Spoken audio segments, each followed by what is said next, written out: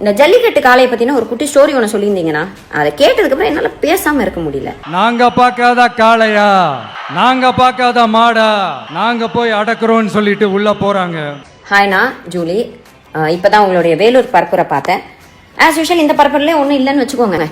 இந்த ஜல்லிக்கட்டு காளையை பத்தின ஒரு குட்டி ஸ்டோரி ஒன்று சொல்லியிருந்தீங்கன்னா அதை கேட்டதுக்கு அப்புறம் என்னால பேசாம இருக்க முடியல.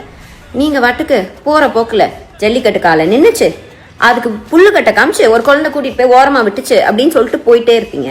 ஒருத்தராலையும் அந்த காளைய தொடக்கூட முடியல, எல்லாரையும் அடிச்சு வீசி தூக்கி போட்டுருச்சு. இப்ப என்னடா பண்றது அப்படின்னு பார்க்கும்போது அந்த கூட்டத்தை விலக்கிட்டு ஒரு சின்ன பையன் ஒரு என்ட்ரி ஒண்ணு கொடுக்கறான். உங்களோட கட்சியில இருக்க பாதி பேர் மைனர் ஆளுங்க. நானும் போய் புல்லுக்கட்டை காட்டுறேன்னு சொல்லி ஏதாச்சும் ஒண்ணு கணக்கு ஆயிடுச்சுன்னா என்ன பண்றது?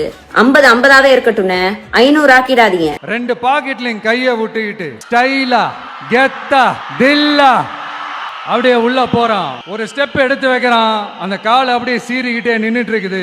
கஷ்டப்பட்டு எல்லாரும் போராடி ஜல்லிக்கட்டு பெர்மிஷன் வாங்கி வச்சிருக்கோம். இன்னைக்கு அது ப்ராப்பராகவும் நடந்துட்டு இருக்கு.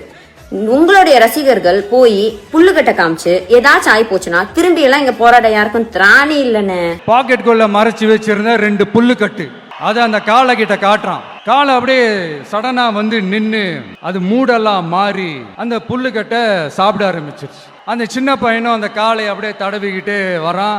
காலையும் பக்கத்துல ஒரு குழந்தை மாதிரி நடந்து வந்துகிட்டு வருது. மக்கள் எல்லாரும் அந்த பையனை ஆச்சரியமா பாக்குறாங்க. கொஞ்சம் பார்த்து பக்குவமா பண்ணுனே, உன் இஷ்டத்துக்கு பேசிட்டு போயிடாதானே.